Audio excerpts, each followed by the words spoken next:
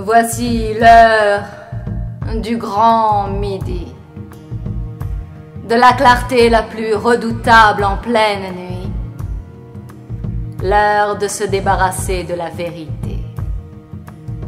Oui, parce qu'il y a plus divin que la vérité. L'art. Oui, l'art.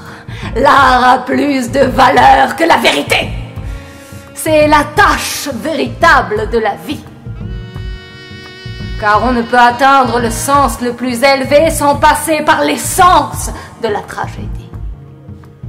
Ce moment où l'on ne sait plus qui, du noir ou du blanc, a atteint le plus haut degré de virulence. Tout est dans ce contraste entre clarté et obscurité. Obscurité de la clarté. Clarté de l'obscurité. Ce qui m'inquiète, c'est ce qui me rassure. Non, le contraste n'est pas entre un monde vrai et un monde apparent. Car je vous le dis en vérité, il n'y a qu'un seul monde. Et il est faux. Cruel, contradictoire, capricieux, absurde. Un monde ainsi fait est le monde vrai. Oui, parce que nous avons besoin du mensonge pour triompher de cette réalité, de cette vérité. Oui, nous avons besoin de mensonges pour vivre.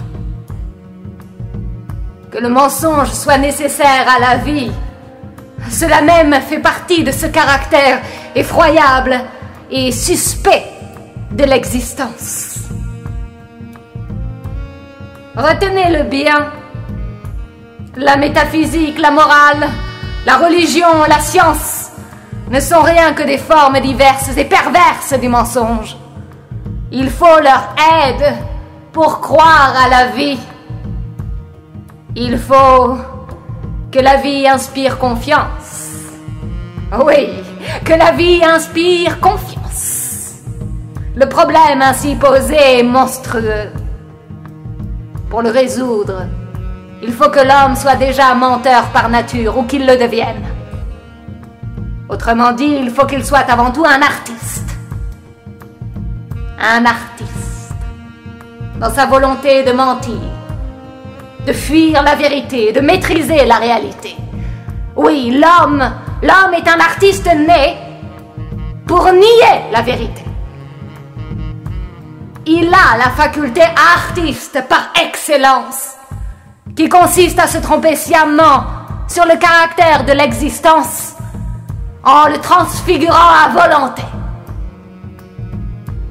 L'amour, l'enthousiasme, Dieu, autant de façons subtiles de rompre le cou de la vérité.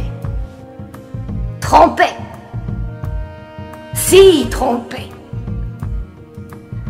se tromper. Tout le monde abuse tout le monde. C'est la ruse de la vie. Non, il ne faut pas pleurer, mais savourer l'essence de cette tragédie.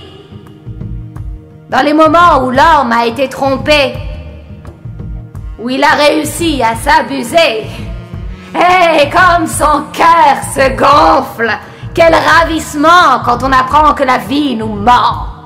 Quel sentiment de puissance. On ne sait plus si c'est l'homme ou si c'est l'art qui triomphe dans ce sentiment de puissance. Car je vous le dis en vérité, l'art n'est rien moins que le signe de notre toute-puissance. L'art, rien que l'art. Parce que c'est l'art, rien que l'art qui nous permet de vivre, l'art qui nous persuade de vivre, l'art qui nous stimule à vivre, l'art. Si vous n'en êtes pas encore persuadé, dites-vous alors que je vous ai menti, pour ne pas cesser de vous mentir.